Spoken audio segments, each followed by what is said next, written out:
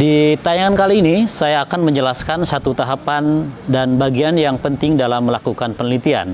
Dan ini juga adalah bagian yang penting dalam menulis jurnal ilmiah, atau juga menulis skripsi, dan juga menulis disertasi.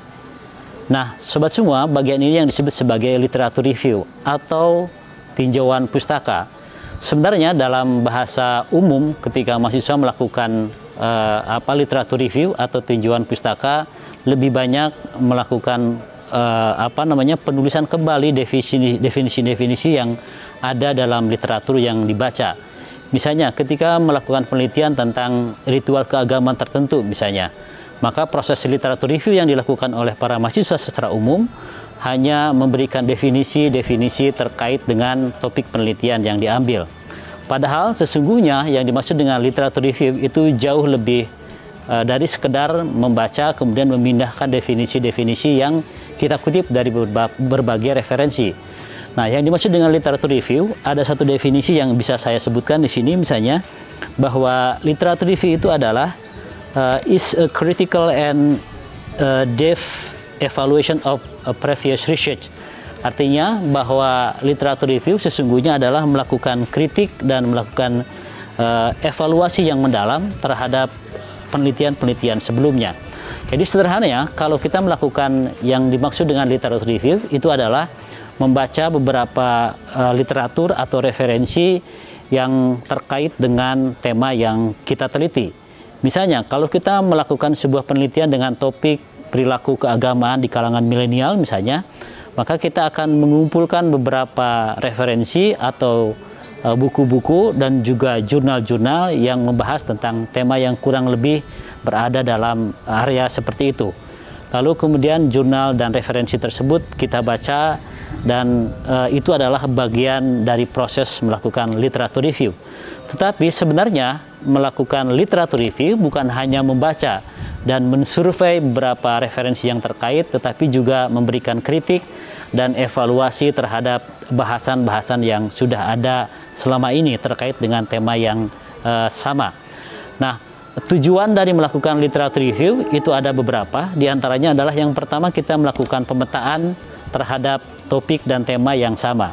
Misalnya kalau saya menggunakan contoh penelitian yang tadi, perilaku keagamaan dalam lingkungan milenial misalnya, maka saya akan mengumpulkan beberapa referensi baik dari jurnal atau dari buku atau juga dari disertasi misalnya. Maka saya akan membaca beberapa literatur seperti itu, kemudian akan mengevaluasi sampai sejauh mana penelitian tentang tema tersebut. Jadi yang pertama adalah melakukan pemetaan. Apa tujuan melakukan pemetaan atau mapping period seperti itu? Tujuannya adalah agar kita bisa mengetahui posisi dari penelitian yang kita lakukan. Sehingga dari satu referensi yang kita baca lalu ke referensi yang lain akan kita mapping, kita petakan, dan letak dari penelitian kita itu tidak akan overlap dengan penelitian yang sudah ada. Yang kedua, tujuan dari melakukan literatur review adalah kita melibatkan pada tema yang sama.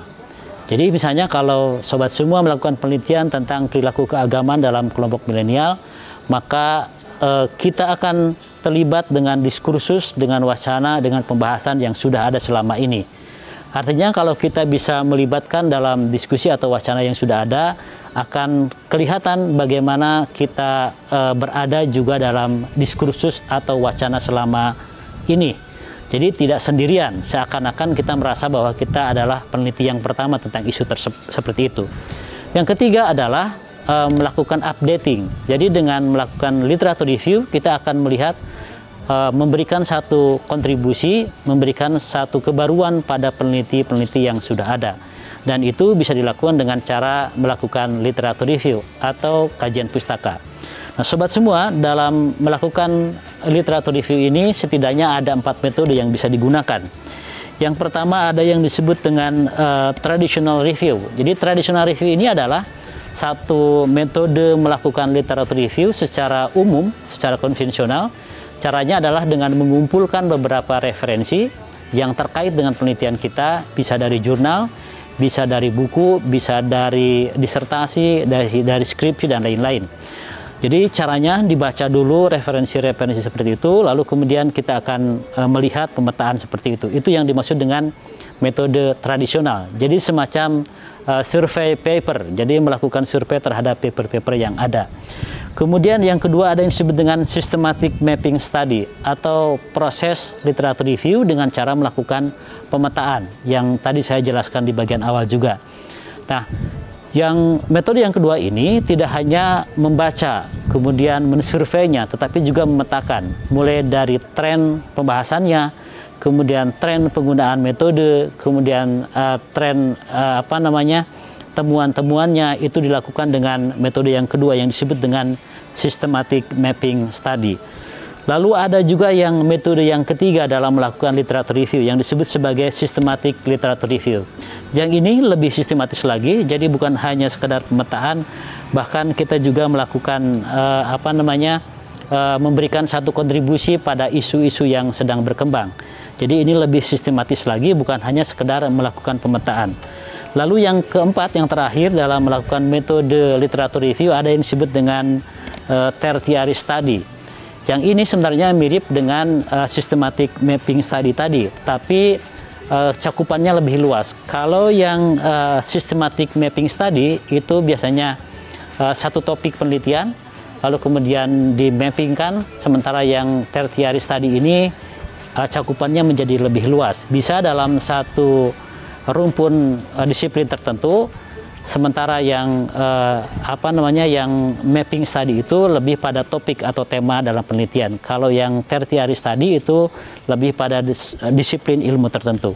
Nah, dengan keempat metode literatur review kita bisa menghasilkan sebuah pemetaan untuk menciptakan sebuah penelitian yang tidak mengulang, tidak overlap. Nah, sobat semua, dalam melakukan literatur review kita bisa menggunakan beberapa sumber. Yang pertama adalah jurnal, dan pastikan jurnal yang terindeks baik secara indexing nasional seperti Sinta maupun yang internasional seperti di Scopus. Atau juga kita bisa menggunakan literatur dari buku textbook. Kita juga bisa menggunakan dari sumber seperti skripsi, disertasi, dan tesis.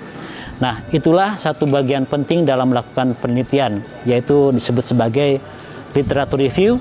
Dengan cara ini kita akan terlibat dalam diskursus yang sama dengan penelitian yang kita lakukan.